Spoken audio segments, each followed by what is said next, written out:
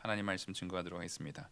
우리가 팔복을 해오는데 벌써 이제 많이 이제 진행이 되고 있습니다. 그 중에서 이제 마음이 청결한 자의 복을 오늘 말씀 증거하겠는데, 이 마음이 청결한 자의 복은 사실상 이 팔복 안에서도 순서적으로는 뒤에 있지만 굉장히 근본적인, 아주 창조 때부터 연결되는 굉장히 근본적인 그 사람의 죄에 대한 문제, 그 죄 이전의 문제를 다루고 있고, 또 그것에 대한 회복의 문제를 우리에게 보여주는 되게 의미 있는 말씀입니다.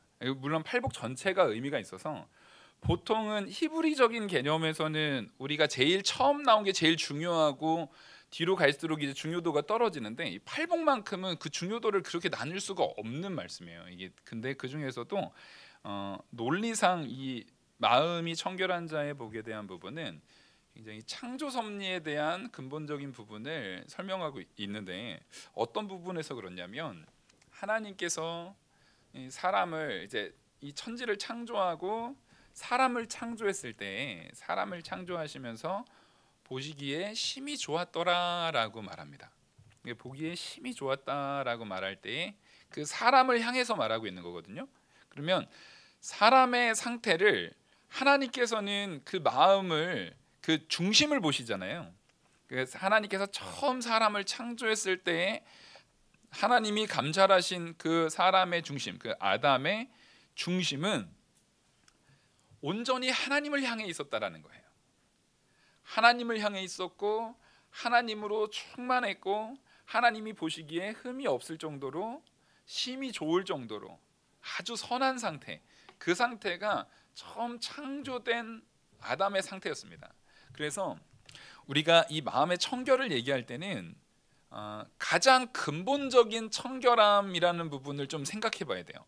그러면 이 마음이라는 것 자체가 그 논리적으로 그 마음이 어디 있습니까? 이게 마음이, 이 마음이라는 것 자체가 원래는 사람에게 속한 게 아니라, 사람은 누구 형상대로 창조했죠? 하나님의 형상대로 창조했습니다.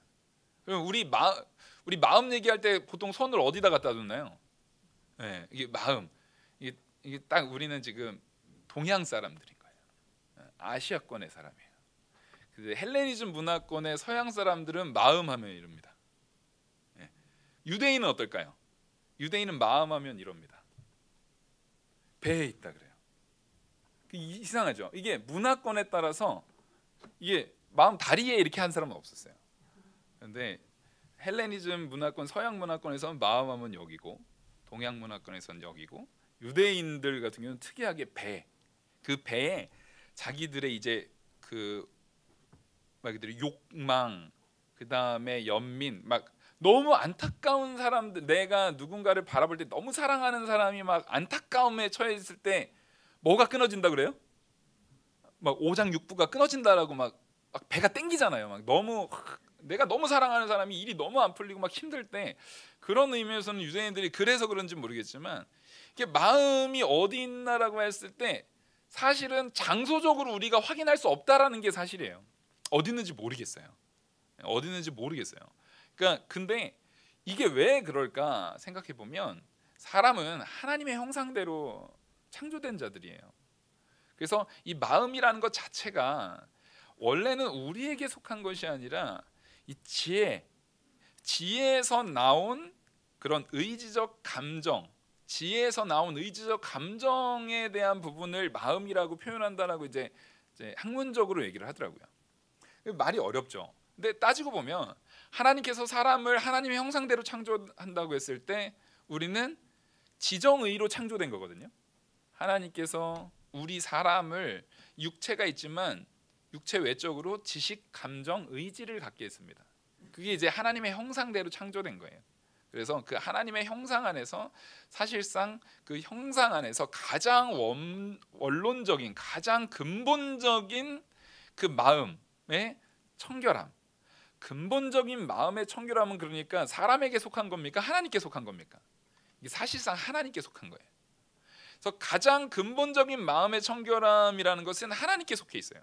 그래서 하나님께서 성도된 우리에게 누구를 닮으라고 하냐면 하나님을 닮으라고 합니다.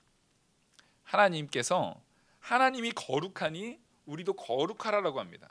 그 거룩이라는 것은 행위적인 것만을 이야기하는 것이 아니라 그 마음으로부터 나타나는 그런 지식적인 의미, 또 의지적인 의미, 감정적인 의미, 그것이 행위로 나타나는 그 행함에 이르기까지 전부 하나님의 형태를, 하나님께서 하시는 그 하나님의 가치를 닮으라고 하는 겁니다. 그래서 우리는 가장 근본적인 의미에서 마음의 청결함이다 하면은 하나님을 떠올려야 돼요. 그 하나님을 떠올린다라고 했을 때 그럼 성부, 성자, 성령 하나님, 삼위 하나님을 떠올려야 됩니다. 근데 삼위 하나님 가운데 성부 하나님은 너무 멀어요. 그게 행위적으로 어떤 형태를 우리가 닮을지를 모르겠어요. 그래서 하나님께서 우리에게, 우리가 닮을 수 있는 하나님, 바로 성자 하나님이신 우리 주 예수 그리스도를 우리에게 보내주셨죠. 그래서 우리는 마음의 청결함을 바라볼 때 가장 중요한 기준이 되는 것은 예수님입니다. 그래서 예수님을 바라보면 그 마음의 청결함을 우리가 알 수 있어요. 그 마음의 청결함이 뭐냐? 바로 예수님께서 보여주시는 그 모습들의 모든 모습이 마음의 청결함입니다. 그럼 예수님께서 이 땅에 오셔서 하신 사역이 뭡니까? 바로 우리가 1년의 표로 하고 있는 요 오른편에 있는 말씀이죠. 하나님 사랑과 이웃 사랑에 대한 내용을 이야기하고 있어요. 그러면 먼저 사실상 제가 이 두 가지 말씀인 것 같지만 한 말씀이라고 했죠. 뭐가 전부입니까? 하나님 사랑이 전부인 겁니다. 사랑이라는 것이 하나님 사랑의 마음으로 온전하게 이루어졌을 때 그게 마음의 청결함이라는 거예요. 왜 이렇게 말이 연결이 되냐면 이 청결하다라고 할 때 청결의 단어가 카타로스라는 단어더라고요. 근데 이제 아무래도 이런 중요한 이게 보통 스토리를 가지고 하는 설교에서는 원어를 굳이 이렇게 잘 찾아보지 않아도 되지만 이 지금 팔복처럼 한 구절 한 절을 가지고 우리가 분석해 나가는 입장에서는 그 원어의 의미가 굉장히 중요하거든요. 카타로스가 청결이라는 단어인데 이 어원이 이 청결이라는 단어 카타로스의 어원이 카타리조라는 동사에서 가져온 거예요. 그 동사의 어원의 뜻이 뭐냐면 죄에 대한 부분, 우리 죄와 더러움, 그러니까 더러움과 죄악에 대한 부분을 다 씻어낸다라는 의미입니다. 더러움과 죄악에 대한 부분을 다 씻어낸다라는 그 어원에서 이 지금 청결이라는 단어가 파생되어서 나온 거예요.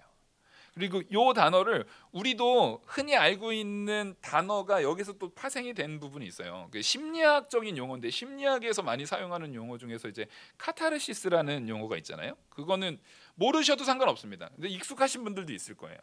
그 용어 자체가 영혼이 정화된다라는 의미, 나의 영혼이 완전히 정화된다라는 의미로 사용될 때 그 카타르시스라는 단어를, 그래서 그 우리가 흔히 익숙한 뉘앙스로는 그냥 뭔가 상쾌하게 싹 시원하게 뭔가 해결이 딱 됐을 때, 무슨 문제가 시원하게 풀려버렸을 때, 해결이 확 됐을 때 그런 걸 통칭해서 그 카타르시스를 느꼈어. 아니면 영화, 너무 재밌는 영화를 딱 봐가지고 막 그 영화 때문에 내가 이 기분이 확 씻겨 내려가는 막 그런 기분을 느꼈을 때 그런 표현을 쓰는데, 사실은 그 카타르시스라는 표현 자체가 영혼의 정화에 대한 부분을 이야기하는 거예요. 그러니까 완전히 씻겨지는 것을 얘기하죠. 죄 가운데서 씻겨지는 것. 근데 사실은 정말 청결하다라는 것은 죄가 있는 상태에서 씻겨진 것보다는 근본적으로 뭐 하지 않은 게 가장 청결한 겁니까? 아예 더럽혀지지 않은 게 가장 청결한 거예요. 그죠? 아예 더럽혀지지 않은 상태가 가장 청결한 거예요. 그게 바로 하나님의 상태입니다. 가장 근본적인 청결의 상태는 바로 하나님의 상태예요. 그러면 우리는 그 하나님의 형상대로 창조된 거잖아요. 그러니까 창조에 의한 청결의 상태입니다. 사람은 처음에 범죄하기 전에 아담은 창조에 의한 청결의 상태로 하나님께서 하나님답게 창조를 했어요. 근데 아담이 그 청결의 상태를 유지했나요? 유지하지 못했어요. 그래서 우리에게는 이미 더러워진 이 부분, 이 더러워진 이 부분을 청결하게 다시 회복시킨다라는 의미에서 오늘 카타로스라는 단어가 필요한 겁니다. 카타로스는 기본적으로 그러니까 카타로스라는 단어 자체는 하나님 앞에 사용할 수 있는 청결의 단어는 아니에요. 하나님한테 사용할 수 있는 단어 자체는 없는 것 같아요. 왜냐하면 하나님은 아예 더러워진 적이 없는 청결의 상태거든요. 가장 근원적이고 근본적이고 완전하신 그 상태인데, 이 카타로스라는 단어 자체, 지금 오늘 본문에서 마음이 청결한 자는 기본적으로 죄와 더러움 가운데서 뭐든 거를 지금 상징하고 있는 단어예요. 씻겨져서 깨끗하게 되어진, 깨끗하게 씻겨진 회복으로서의 청결함을 얘기하는 거예요. 그래서 이 단어는 죄인이었다가 다시 회복되는 성도에게 부합하는 단어입니다. 그래서 이 의미는 그러니까 근본적인 하나님의 청결함과 그 아담의 창조되었던 부분 이후에 범죄했다가 다시금 회복되는 의미에서의 청결함.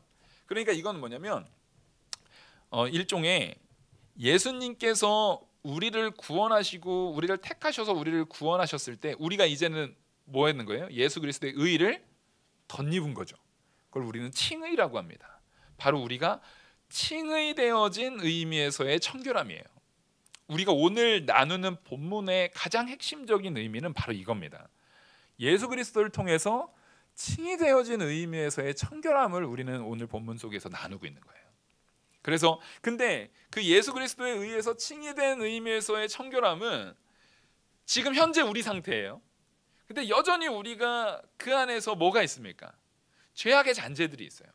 분명히 법정적 의미에서는 우리는 이제 깨끗게 된 상태예요.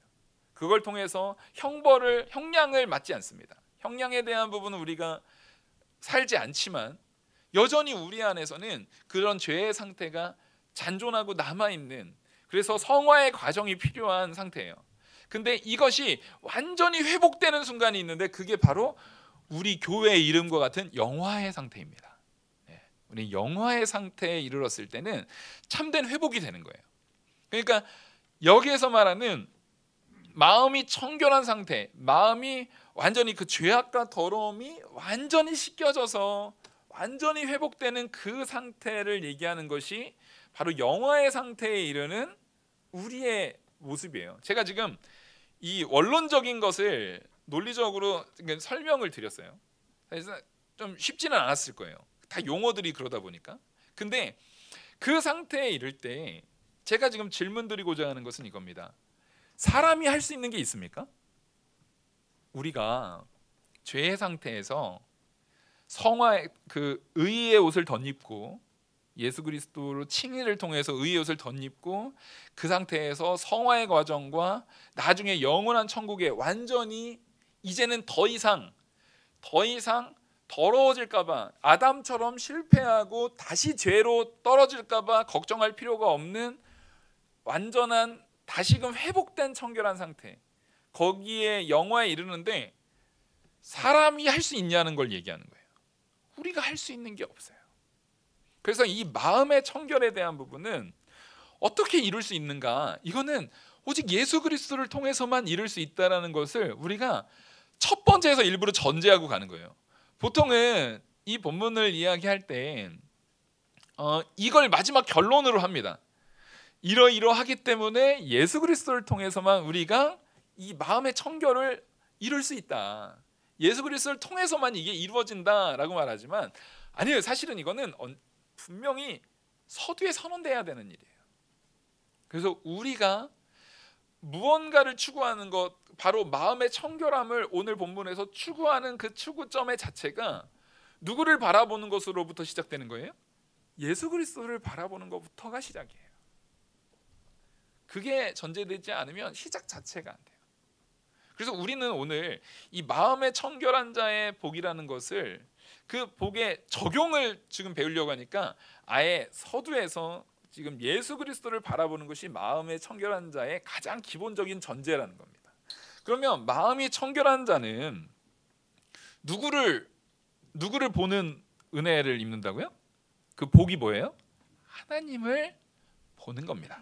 그래서 마음이 청결한 자는 복이 있나니 하나님을 볼 것이요 라고 말합니다. 그러면 하나님을 본 하나님의 실체적인 본체, 하나님을 본 가장 대표적인 인물을 얘기를 하면 모세인 것 같아요. 하나님께서 이제 모세가 이스라엘 백성들이 완악한 가운데 있을 때, 이게 모세가 낭망하는 상황 가운데 하나님 앞에 네가 원하는 게 뭐냐라고 했더니 하나님께서 이 모세가 하나님한테 하나님을 보고 싶다라고 말합니다. 그랬더니 하나님께서 돌틈 사이에다가 모세를 이렇게 딱 집어넣고 그 표현상으로는 하나님의 손이 거기를 딱 가리고 쓱 지나갑니다. 그래서 이 모세가 하나님을 실체적으로 본 게 아니라 사실상 그 가려진 하나님의 모습, 하나님의 이 등 뒤의 모습 같은 그 사실상 가려진 모습을 봤지만 실제 하나님의 형체를 본, 사실상 거의 이제 지상에서 살아있는 몸으로 하나님이 스스로를 드러내서 보여주신 가장 유일한 인물인 것 같아요.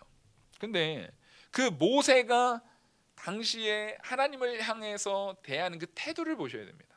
하나님께서 그 모세를 볼 적에 모든 자 중에 가장 온유한 자고 오직 그 마음이 누구를 향해만 있습니까? 하나님을 향해만 있어요. 하나님 외에 다른 거는 생각하지 않아요. 하나님의 뜻이 이루어지는 것 외에 다른 것은 아예 생각지 않아요. 오직 하나님께만 되어져 있다는 것입니다.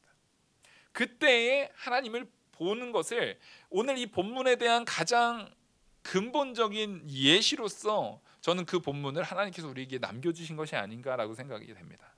그래서 우리는 하나님을 본다라는 마음의 청결함이 있을 때는 그 청결함이라는 기준을 뭘로 가져가야 되냐면 오직 하나님만 바라보고 하나님만 믿고 하나님만 붙드는 그 삶에다가 초점을 맞춰야 된다는 거예요. 근데 이게 가능하게 하시는 분이 누구라는 거예요? 우리가 하나님만 바라보고 하나님만 믿고 하나님만 의지하는 것이 가능하도록 우리를 이끄시는 분이 누구라는 겁니까? 그 예수님입니다. 그러니까 그걸 전제하고 이제 말씀을 좀 증거하도록 하겠습니다. 이 세상을 바라보면 이 세상은 이제 마음이 청결한 자다라고 할 때 우리가 흔히 생각할 때는 그냥 착한 사람들, 교회 안에서 마음이 청결할 때 이 세상에서는 그런 사람들이 겉으로는 칭찬받지만은 사람들이 그 사람에 대해서 어떻게 보나요? 우습게 보고 함부로 할 때가 많아요. 그냥 쟤는 뭐 언제든지 함부로 대해도 이래도 흥 저래도 흥 다 괜찮은 애야, 이렇게 생각하는 의미에서 이 본문을 바라보는 경향이 있는데 사실은 그것보다는 이건 훨씬 더 깊은 의미입니다. 정말 마음이 청결한 자는 오직 하나님만 바라보기 때문에 정말 세상 사람들로부터 조롱과 비아냥을 당한다 할지라도 그 조롱과 비아냥을 다 맞으면서도 그들을 향한 사랑을 놓나요? 놓지 않나요? 놓지 않아야 됩니다. 왜요? 그게 하나님께서 우리에게 명령하신 명령이기 때문에 그래요. 이 가치를 우리가 잘 생각하셔야 돼요. 내가 그냥 교회 다니니까 착하게 살아야지라는 내 의지적, 내가 결심하는, 그래 결심해서 이제부터는 착하게 살 거야 라는 의지를 가지고 하는 착함, 그런 마음의 청결함은 그거는 오늘 본문에서 말한 내용은 아니에요. 왜냐하면 거기에는 한계가 있어요. 한계가 뭐죠? 내가 열받을 때까지. 그렇게 해서 참다가 탁 폭발하면 내가 말이야 이렇게까지 참았는데 말이야 내가 더 이상 어떻게 참아, 이게 되는 거예요. 근데 하나님 앞에서의 청결함이라는 것은 하나님께서 우리를 위해서 우리를 용서하시고 우리를 구원하시기 위해서 참으신 그 참음, 그 사랑의 근거에서 누구까지도 사랑하라는 겁니까? 원수까지도 사랑하라는 거예요. 그러면 그 사랑의 근거에서는 내가 있어서는 안 돼요. 그러니까 내가 참다가 이 이상은 못 참겠다 하고 폭발하는 상황이 생기면 돼야 안 돼요. 사실 이 본문에서는 그걸 용납하지 않아요. 그러니까 정말 어려워. 이게 사실은 굉장히 수준이 높은 그 가치를 우리에게 요구하고 있는 본문이에요. 정말 수준 높은 가치를 우리에게 요구하고 있는 겁니다.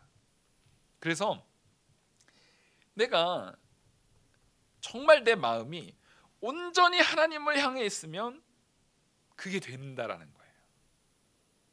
그러니까 사실 이게 요 얘기만 듣더라도 내가 온전히 하나님을 향해 있으면 된다라고 말하는 얘기를 들을 때 이게 나를 그 안에다 딱 투영시켜 보시죠. 이게 나로서 될 것 같나요? 안 될 것 같나요? 이게 도저히 안 될 것 같아요. 맞아요. 그걸 발견해내는 게 성도입니다. 나로서는 안 되는구나라는 것이 발견되어져야 되는 거예요. 이 본문에서 온전히 하나님을 향해서 마음을 온전히 바친다라는 것은 그 마음에 누구도 없어야 돼요. 나도 없어야 되는 거예요. 성경에선 그것을 따라하겠습니다. 두 마음을 품지 말라. 두 마음을 품지 말라라는 말씀으로 우리에게 말하죠. 그것은 이제 야고보서의 말씀인데 야고보서 4장 8절에 두 마음을 품지 말라는 말씀을 보기 전에 먼저 마태복음 6장을 보시면 그 두 마음을 품지 말아야 되는 것에 사실상 그 앞에 사전 설명이거든요. 마태복음 6장 21절을 보시면 제가 봉독해 드리겠습니다. 내 보물이 있는 그곳에는 내 마음도 있느니라. 자, 여기서 우리의 마음의 좌소를 그게 머리니 가슴이니 배니 이게 아니라 우리 마음이 있는 곳이 어디라는 거예요? 나의 보물, 나의 보물을 얘기하는 거예요. 옛날에 그 반지의 제왕 그 영화 보면은 그 골룸이라는 그 캐릭터가 나오잖아요. 기침도 컬컬 하는 그 되게 아주 이렇게 참 피골이 상접하고 추한 모습의 그런 캐릭터가 나와요. 근데 그 캐릭터가 계속 말 그대로 자기의 그 반지가 자기의 보물로서 거기에 매몰되다 보니까 처음에는 멀쩡한 모습이었는데 점점 이제 괴물처럼 되어가는 그 욕망에 사로잡혀서 괴물처럼 되어가는 모습들이 보여요. 마찬가지로 내가 추구하는 보물이 그런 말 그대로 내 마음의 욕망이라든가 욕심이라든가 이런 거에 사무쳐 있는 것이 나의 보물이면은 우리 상태는 그렇게 바뀌어 버려요. 예를 들어서 물질에 대한 부분이 우리의 보물이면 우리는 점점점 물질에 의해서 좌지우지되고 말 그대로 물질 만능주의의 모습으로 변해져 버리게 됩니다. 괴물 같아지는 거죠. 그리고 어떤 사람은 외모지상주의, 요즘처럼 외모지상주의인 시대가 없는 것 같아요. 제가 너무 황당한 걸 본 게 실제로 범죄자를 놓고 판결을 하는데 여성 범죄자를 놓고 판결을 할 때 못생긴 여자하고 예쁜 여자가 있으면요 예쁜 여자의 형량이 더 적게 나온답니다. 이게 말이 됩니까? 이게 말이 돼요? 근데 실제 그렇대요. 그리고 연봉을 받을 때도 그 사람이 키가 180이 넘고 얼굴도 이렇게 잘생기고 그러면 그렇지 않은 키가 저처럼 170 겨우 넘고 이런 사람에 비해서 연봉이 훨씬 높다는 거예요. 근데 이게 실제로 나타난 이 조사를 해봤더니 실제 그게 있는 거예요. 그러니까 요즘 시대는 외모 자체도 그러니까 사실상 자본주의와 같이 이게 엮여가지고 외모 자체도 일종의 뭐가 되는 거예요? 그냥 말 그대로 나에 대한 자본을 일궈내는 자본을 더 증식시키기 위한 하나의 수단으로서 외모까지도 그렇게 되는 겁니다. 근데 그런 것이 나에게 보물이 된다고 하면은 지금 우리 마음이 누구에게서 떠나가 있는 겁니까? 하나님으로부터 떠나가 있다는 거예요. 우리의 마음, 너에게 내 보물이 있는 그곳에 내 마음이 있다라고 했는데 하나님께서는 우리한테 어떤 마음을 요구하시는 거예요? 청결한 마음을 요구하시는 거거든요. 그러니까 우리 마음이 청결한 마음이 되려면 우리 마음이 향하고 있는 그 보물은 누구여야 합니까? 아까 말씀드렸죠. 우리 마음이 청결하게 되는 가능성은 오직 누구를 통해서만 가능해요? 예수 그리스도를 통해서만 가능하다니까요. 근데 그 마음이 예수 그리스도를 통해서 청결할 수 있는데 그 마음이 향한 보물이 그리스도가 아니고 하나님이 아닌 다른 물질이거나 명예거나 욕망이거나 외모거나 이런 방향으로 흐르게 됐을 때는 그 사람은 전혀 그 마음이 누구를 향해 있지 않은 거예요? 하나님을 향해 있지 않고 그것을 그 6장 24절에서는 뭐라고 하냐면 한 사람이 두 주인을 섬기지 못할 것이니 혹 이를 미워하고 저를 사랑하거나 혹 이를 중히 여기고 저를 경히 여김이라. 너희가 하나님과 재물을 겸하여 섬기지 못하느니라. 지금 분명히 명시하고 있는 거예요. 내 보물이 있는 곳에 마음이 있다라는 것을 얘기할 때 네 보물이 정말 재물이냐 하나님이냐를 결정해야 되는 거예요. 이 두 개가 같이 공존할 수는 없다라는 거예요. 이 두 개를 같이 품고 살아갈 수는 없다라는 거예요. 이걸 전제해서 야고보서 4장을 봐야 되는 겁니다. 야고보서 4장 8절 말씀입니다. 제가 봉독해 드리겠습니다.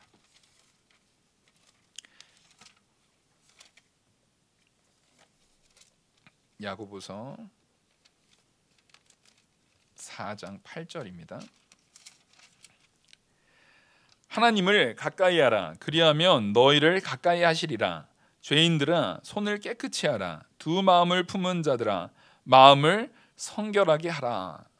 지금 여기에서 두 마음을 품은 자들, 그러니까 하나님도 있지만 나도 있는 자들, 여기서 말하는 것은 하나님으로만 되는 것이 아니라 나의 의, 나의 열심, 정말 나라는 사람의 열심도 있어야 된다라고 말하는 사람들을 얘기하는 거예요. 그러니까 하나님이 전부가 아니라 하나님과 누가 같이 있는 자예요? 하나님과 나 자신이 같이 있는 사람이에요.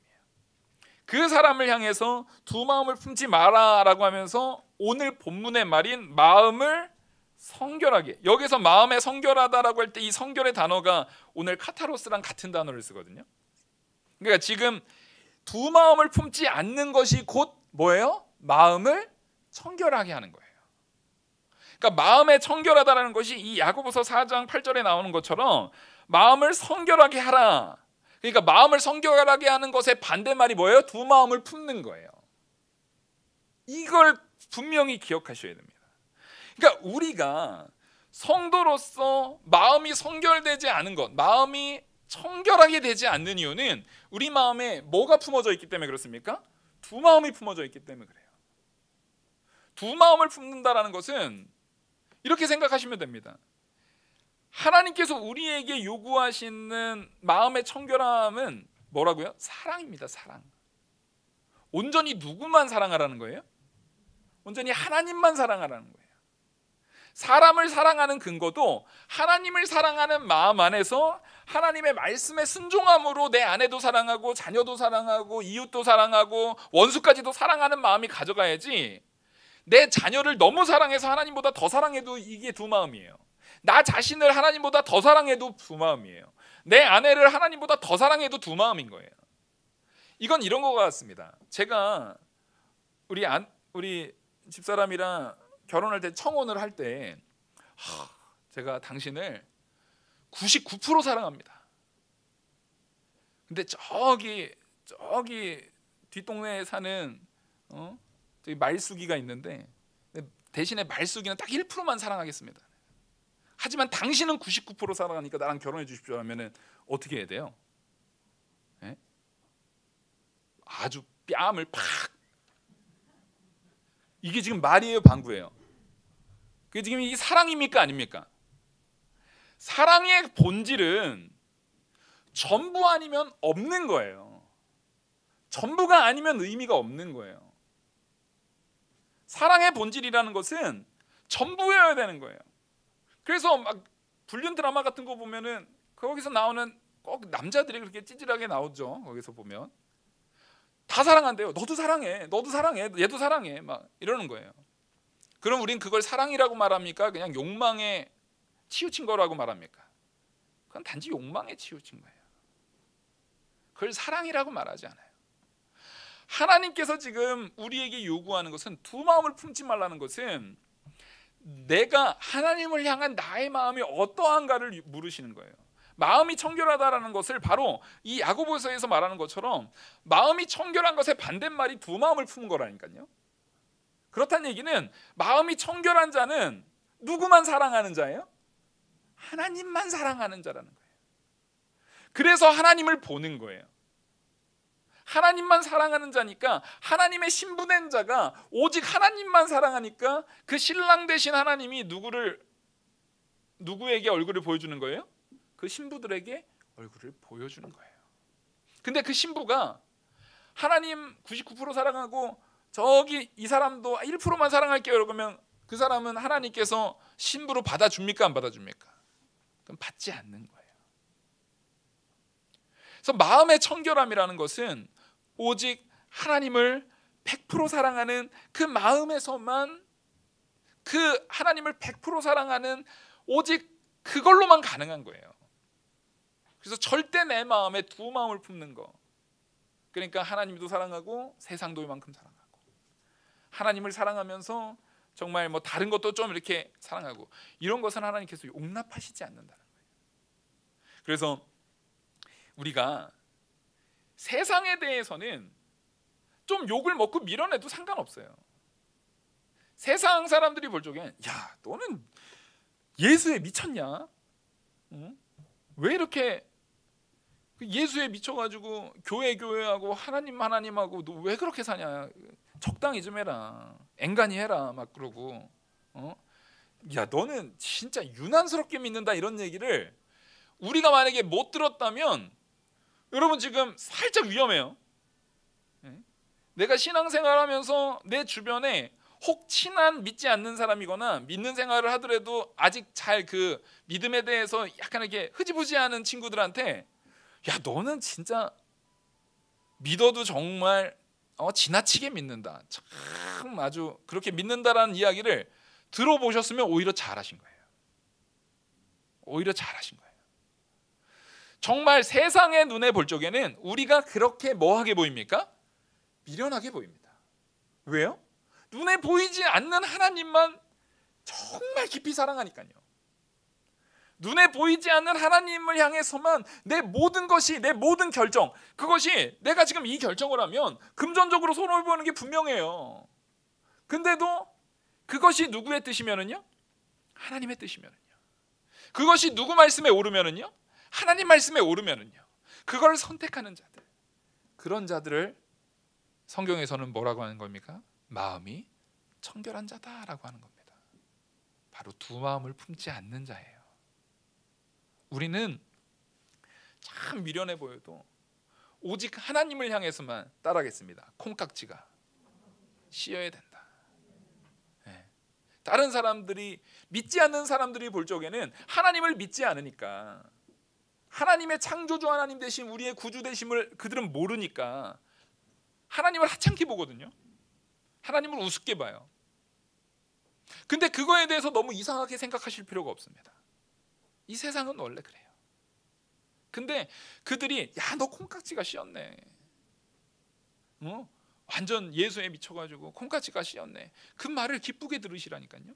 그 얘기는 내가 그만큼 믿지 않는 사람들이 보기에도 누구를 사랑하는 사람으로 보이는 거예요? 하나님만 사랑하는 사람으로 보이는 거예요. 근데 진짜 결혼 생활이 행복하게 유기지대가 되려면 콩깍지가 씌워야 되잖아요. 우리가 정말 객관적으로 모든 사리 분별을 객관적으로만 딱 한다라고 생각을 하면은 아마 저는 결혼 못했을 거예요. 정말 객관적으로 딱, 우리 여자분들도 그렇고 남자분들도 그렇고 특히 여자분들이 내 남편에 대해서 객관적으로만 다 따져보고 딱 했으면은 결혼이 성립되는 게 쉽지 않아요. 남자들도 마찬가지고요.